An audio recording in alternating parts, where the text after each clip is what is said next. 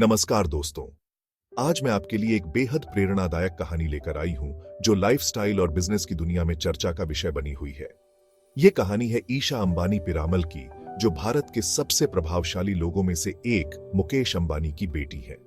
हाल ही में ईशा ने एक निजी खुलासा किया जिसने कई लोगों के दिलों को छुआ और महत्वपूर्ण बातचीत को जन्म दिया।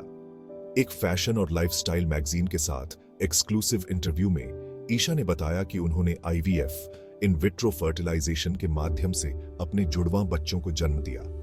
अब यह इतना बड़ा मुद्दा क्यों है?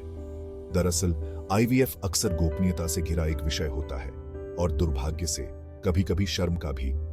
लेकिन ईशा का खुलापन एक ताजा बदलाव है जिसका उद्देश्य इस चिकित्सा प्रक्रिया को सामान्य बनाना है।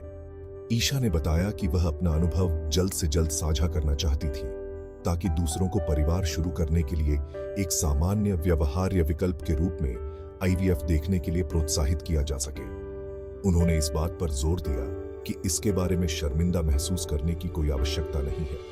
उन्होंने कहा कि आईवीएफ एक चुनौतीपूर्ण प्रक्रिया है, शारीरिक और भावनात्मक रूप से दोनों तरह से थका देने वाली। लेकिन जब आधुनिक तकनीक आपके माता पिता बनने के सपनों को पूरा करने का रास्ता देती है तो इसे क्यों न अपनाया जाए।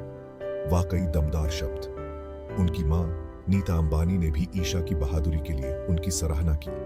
उन्होंने बताया कि आईवीएफ एक चुनौतीपूर्ण प्रक्रिया हो सकती है, लेकिन इसने अनगिनत जोड़ों को अपार खुशी दी है और इसके बारे में खुलकर बात करने का ईशा का फैसला इससे जुड़े कलंक को तोड़ने की दिशा में एक महत्वपूर्ण कदम है। ईशा की कहानी केवल उनकी यात्रा के बारे में नहीं है, यह एक व्यापक बातचीत शुरू करने के बारे में है। जब उनके जैसे प्रभावशाली लोग खुलकर बात करते हैं तो यह कई अन्य लोगों को ताकत और साहस देता है जो समान अनुभवों से गुजर रहे हों।